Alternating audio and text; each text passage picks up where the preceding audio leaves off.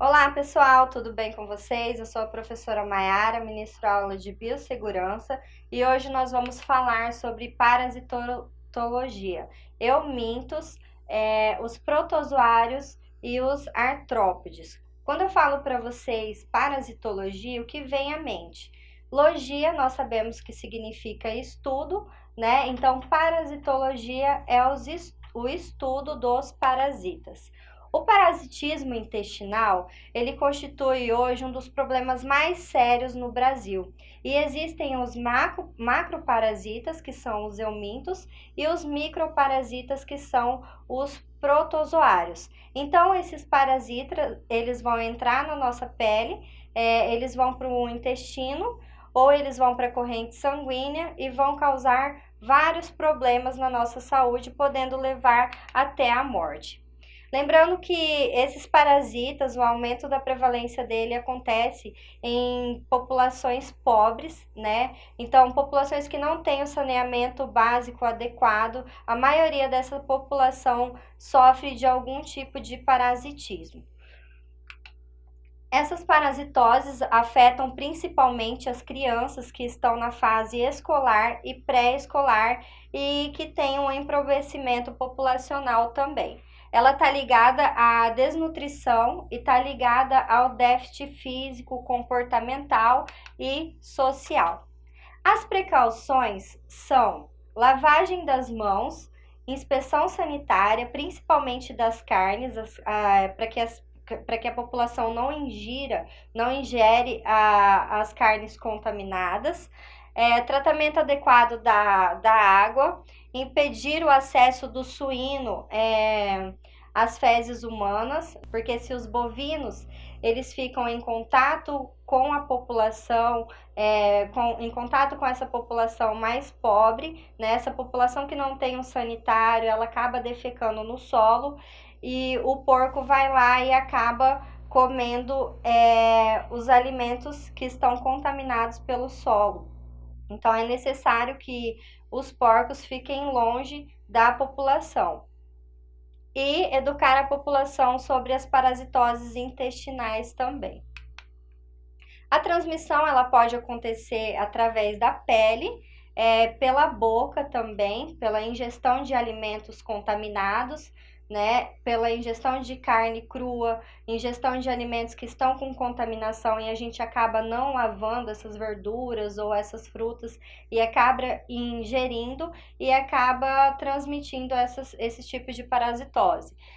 Pelos fômites também. O que são fômites? Fômites são os locais onde pode transmitir esse tipo de parasitose, como por exemplo o sapato. O sapato é um tipo de fômite, né? Ele pode transmitir uma doença que ele pega essa doença no solo, pega essa parasitose no solo e vai transmitindo aonde ele se locomover. E através da prática sexual também.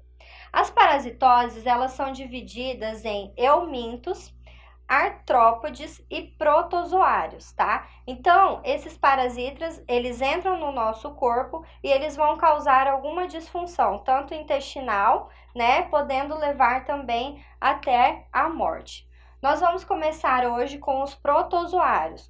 O que são os protozoários? Os protozoários são micro-organismos eucariontes unicelulares, tá? E eles podem se locomover através de flagelos ou através de cílios. Os flagelos são esses aqui, que a gente pode observar na leishmaniose, então são os flagelos, ou eles podem se locomover através de cílios, né? Os cílios, eles vão ficar em volta do parasita, onde faz com que o parasita se locomova.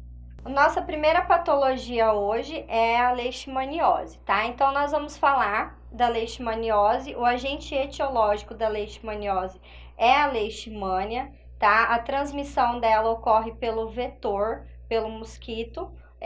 também chamado de mosquito palha ou birigui, né?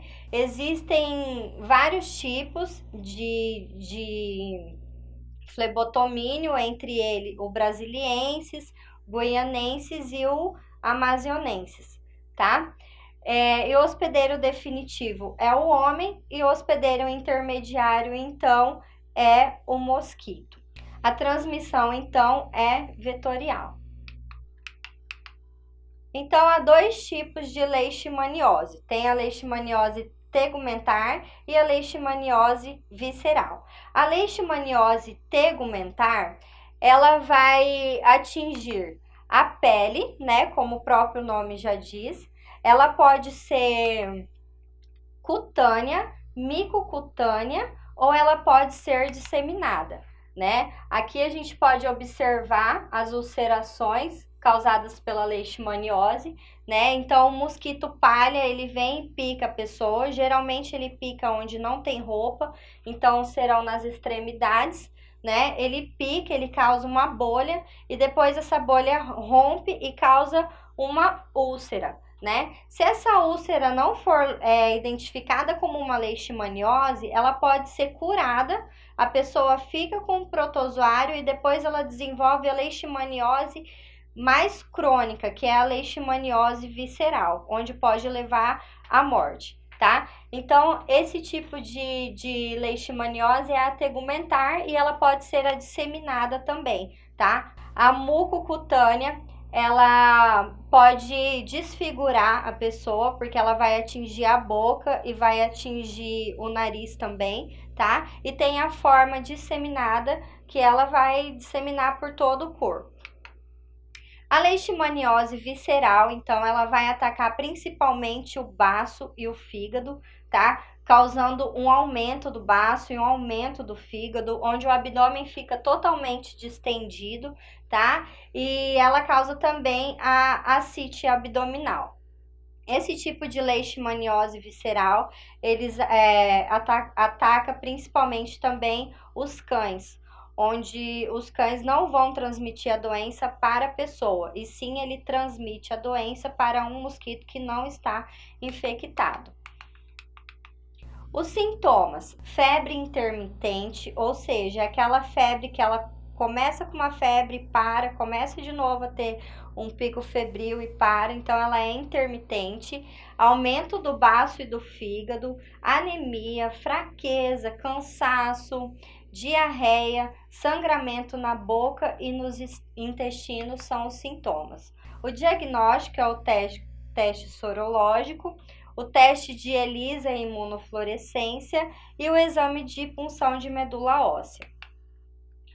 O tratamento da leishmaniose pode ser feito por duas medicações. Os antimaniais pentasvalentes, chamados de glucantime, e as anfotericinas B. Lembrando que o glucantinho, ele é tóxico tanto para o coração quanto para o rim. Ou seja, quem tem problemas no coração e tem problemas renais não podem tomar esse tipo de medicação. Vão tomar o medicamento de segunda escolha. Lembrando que as gestantes também não podem tomar essa medicação. Então, elas vão tomar a anfotericina B. Existem também mais duas medicações que são utilizadas na leishmaniose para as pessoas que estão gestantes.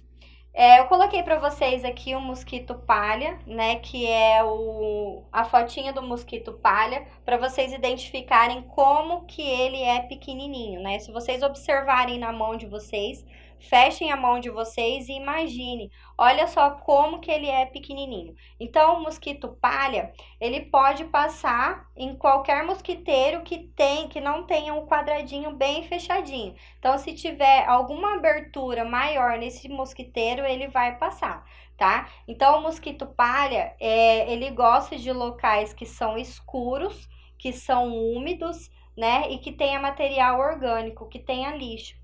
Então, esse é o ambiente propício para ter o vetor da leishmaniose, que é a lutzomia, tá bom? Então, para ajudar nesse tratamento, é necessário utilizar mosqueteiros, né, telas nas janelas.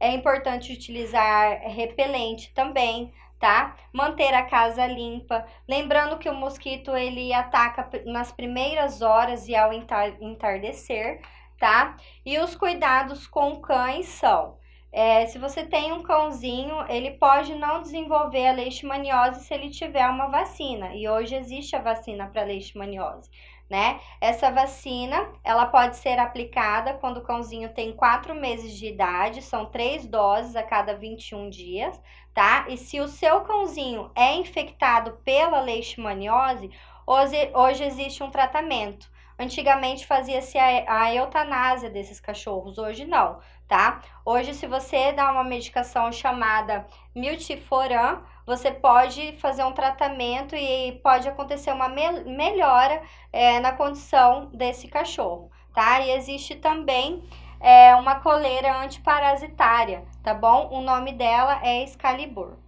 O ciclo da leishmaniose, então, né, no cão, o mosquito vai, pica o cão, né? O mosquito contaminado pica o cão. E o cão ele não vai transmitir para o ser humano através de saliva ou através de contato. Ele só vai transmitir a doença para outro vetor. Ou seja, outro mosquito que não está contaminado vem, pica esse cãozinho e daí ele vai acabar disseminando a leishmaniose também. Eu coloquei para vocês aqui o ciclo da leishmaniose, que ela tem o ciclo que é humano e o ciclo do vetor. Então, o mosquito, ele pica a pessoa, né, e ele transmite a forma promastigota. Chegando no nosso organismo, essa forma promastigota, ela se multiplica e libera a amastigota. Então, o mosquito que não está contaminado vem e pica o ser humano contaminado, né? E acaba se contaminando pela amastigota, tá? Dentro do mosquito, a forma amastigota passa a ser promastigota, a qual vai infectar o outro ser humano. Eu sei que ficou um pouquinho difícil para vocês, mas vocês têm a oportunidade de parar o vídeo e voltar novamente para entender, tá? Então, nós vamos falar de outro protozoário agora, nós vamos falar da toxoplasmose, da doença de gato. O agente etiológico dela é o Toxoplasmose gondii. O hospedeiro definitivo é o gato e o hospedeiro intermediário é o ser humano, ou a vaca, ou a galinha também. A transmissão é através da ingestão dos cistos, né? Dos cistos esporulados ou dos bradizoítos, tá? Então, nesse caso, esse gatinho maravilhoso aqui é o nosso hospedeiro definitivo. Então, através das fezes deles, são transformadas em oocitos esporulados, ou seja, o nosso gato, ele defeca na areia, né? E as fezes dele estão contaminadas com os oocitos esporulados, né? E daí vem o ratinho ali, passa pelo aquele solo e contamina. O rato também pode ser um dos hospedeiros indeterminados, tá?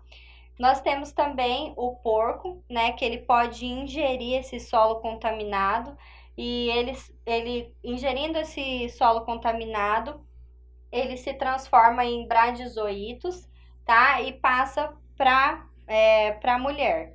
E aí a mulher, ingerindo esse tipo de protozoários, ela pode transmitir para o feto se não fizer um tratamento adequado, tá? E daí ela transmitindo para esse feto, pode ocorrer cegueira, surdez, tá? Neurotoxoplasmose e várias outras doenças, tá? Então, o diagnóstico é feito através de testes sorológicos, né, para identificar se existe o IgM ou o IgG dessa patologia. Quando tem toxoplasmose e IgM positivo, indica que a gestante ela está contaminada, tá? E quando existe o IgM negativo e o IgG positivo, indica que essa gestante ela já está imune a esse tipo de patologia, ou seja, ela já teve um contato com esse tipo de protozoário, mas não teve nenhuma manifestação, porque o sistema imunológico dela estava bom.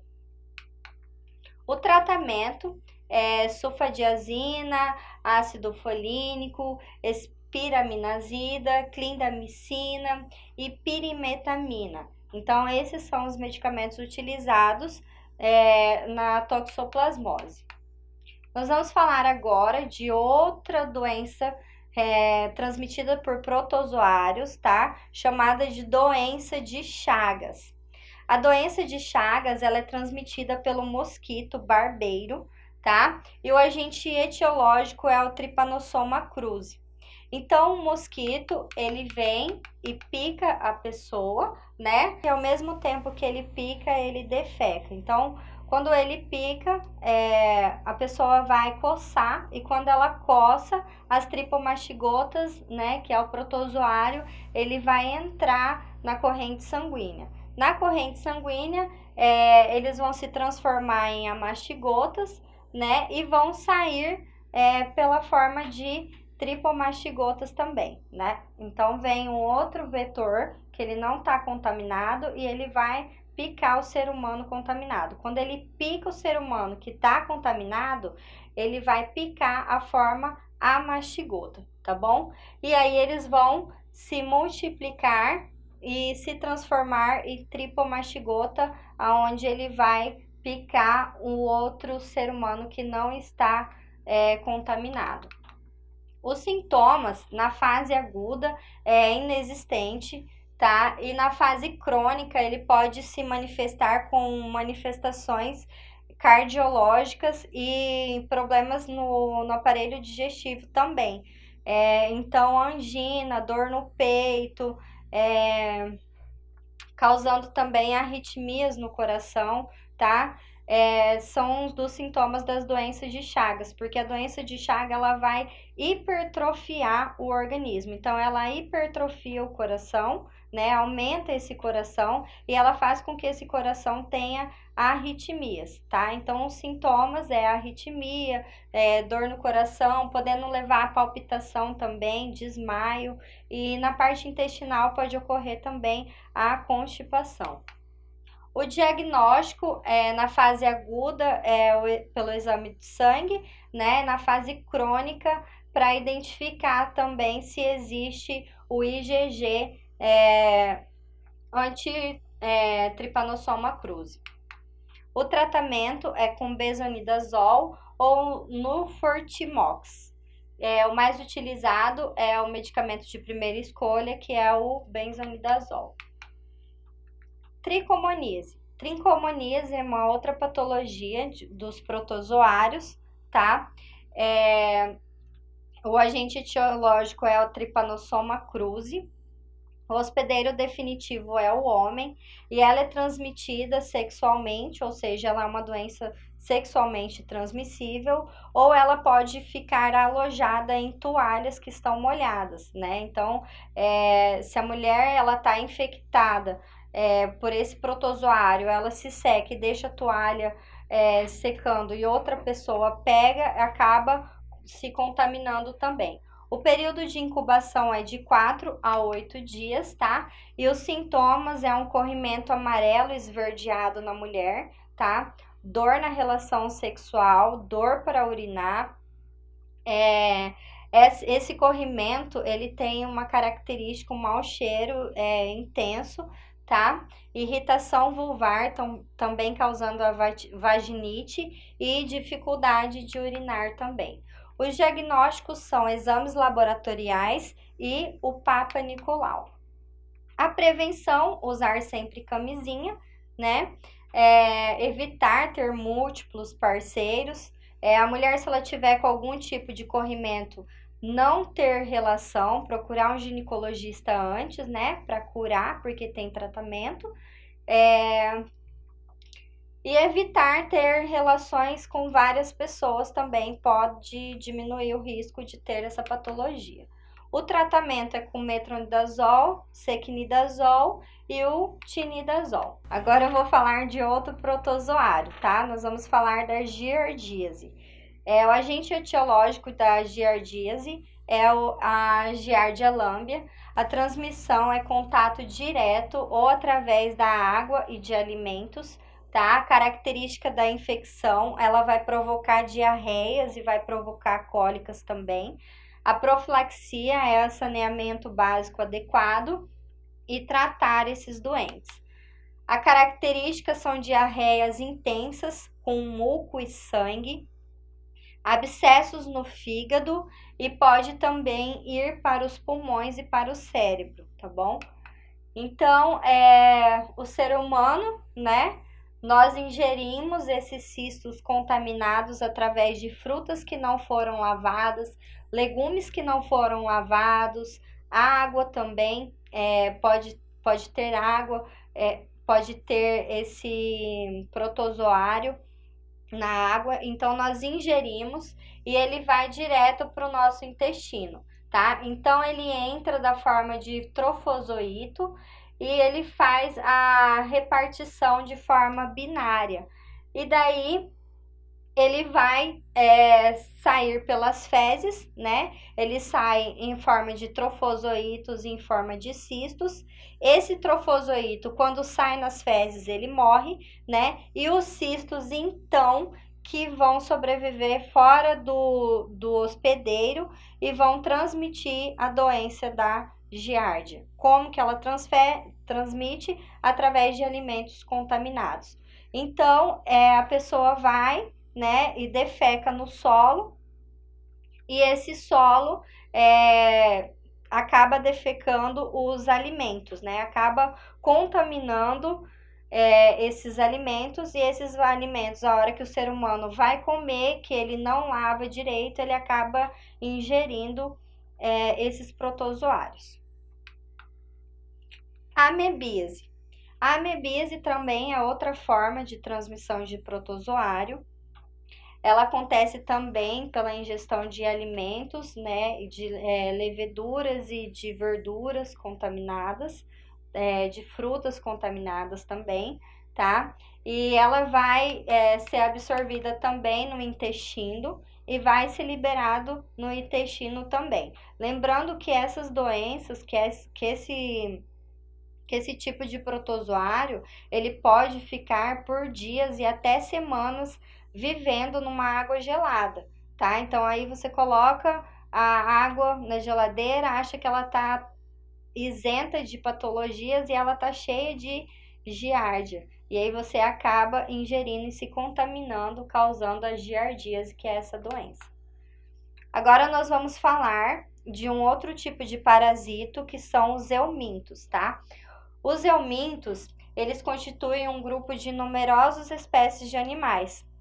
E eles são divididos em plateumintos e nemateumintos. Os plateumintos são as tenias e as esquistossomoses, e os nemateumintos são as ascaris lumbricoides, ou a famosa lombriga.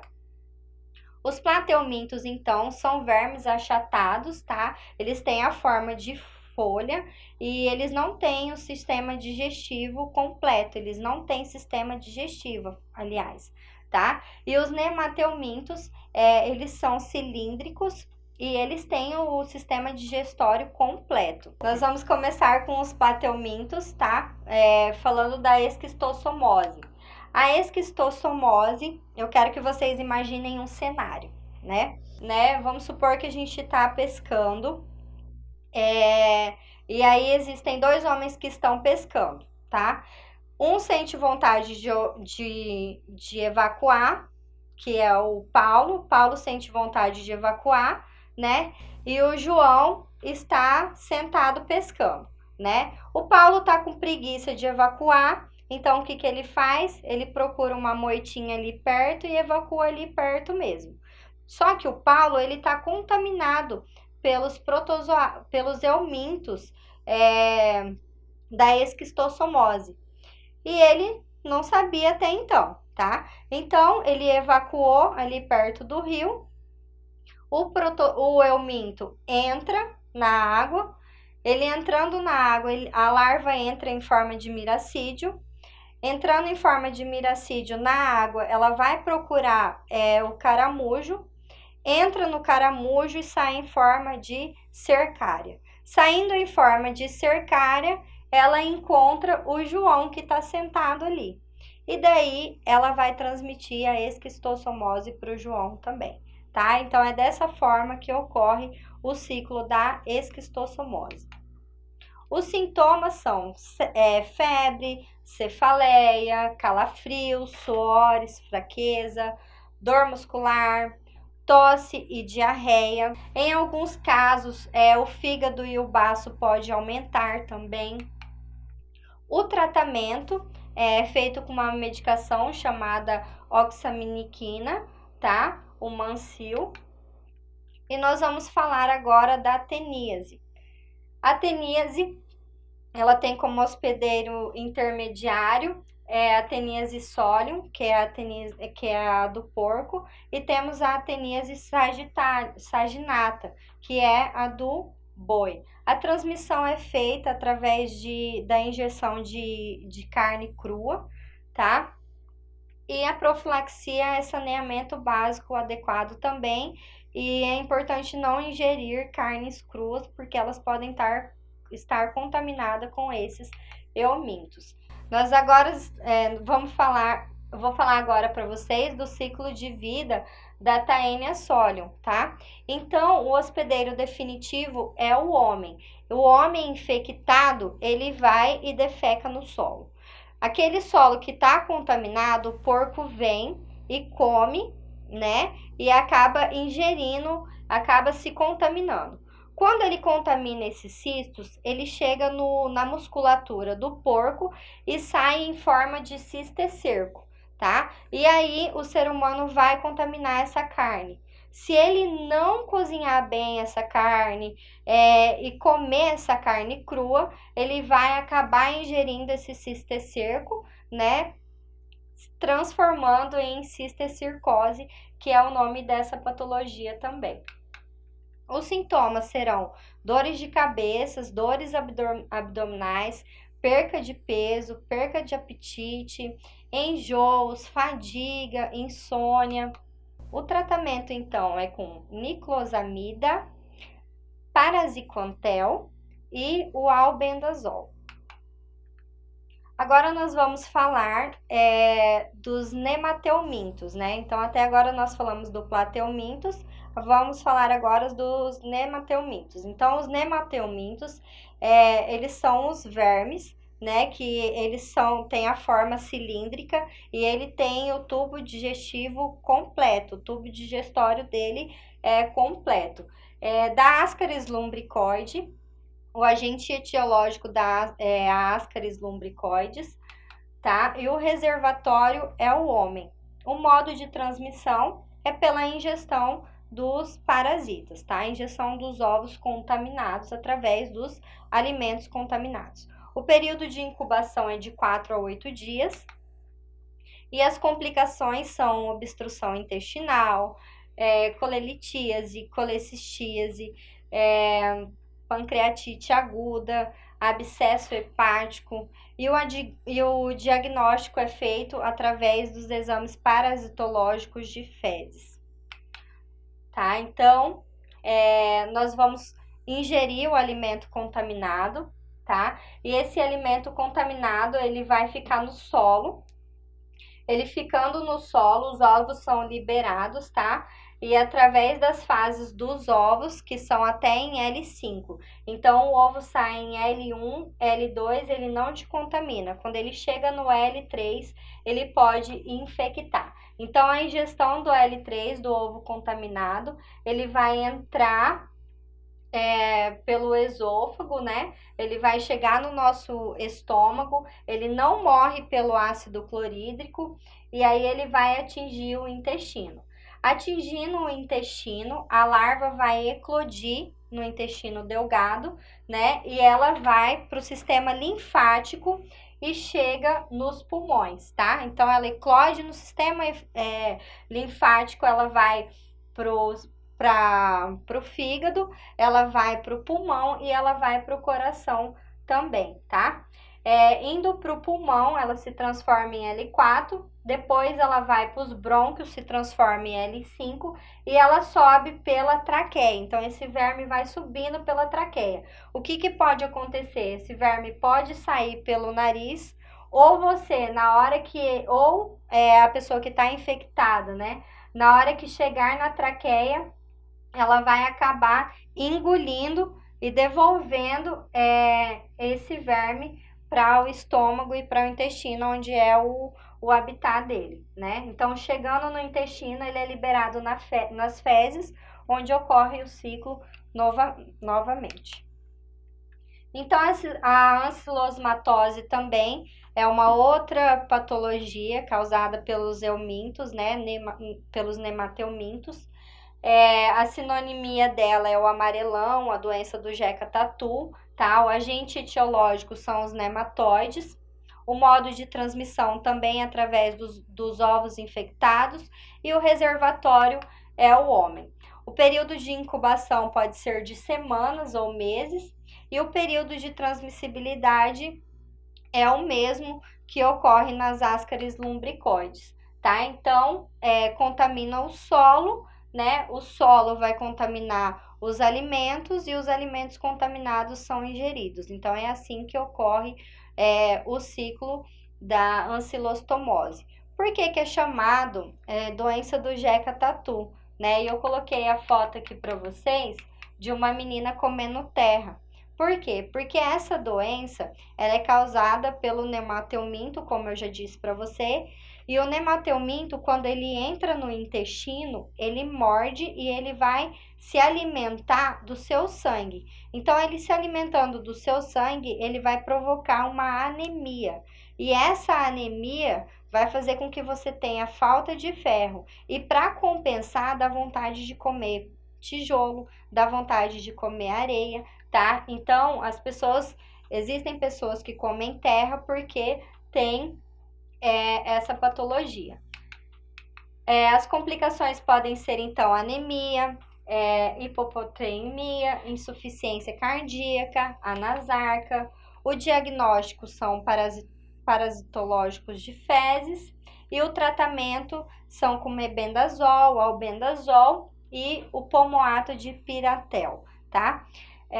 A cura dele é realizada a partir do 7º dia, 14 dia ou 21º dia. Ou seja, toma esses medicamentos e observa através dos exames de fezes se essa patologia já foi curada. Agora nós vamos falar dos artrópodes, né, que são os ectoparasitas, né, ou seja, eles ficam fora do nosso organismo para transmitir as doenças. Nesse caso, a gente pode utilizar o artrópode da doença de Chagas, né? A doença de Chagas em si, ela é transmitida pelo protozoário, mas ele utiliza de um mosquito, ou seja, ele utiliza de um artrópode, tá bom? Então, o artrópode pode ser os besouros, as borboletas, aranhas, centopeias, o piolho de cobra. Bom, pessoal, essa foi a nossa aula, tá? Eu aguardo vocês nas próximas aulas. Até mais!